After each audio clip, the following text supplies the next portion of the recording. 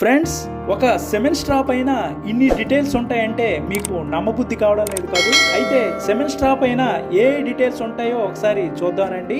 ఇక్కడ మనం ఈ స్ట్రా పైన చూసినట్లయితే సెక్స్డ్ అని మొదట ఉంది, అంటే ఇది సెక్స్ సార్టెడ్ సెమెన్ అని అర్థము.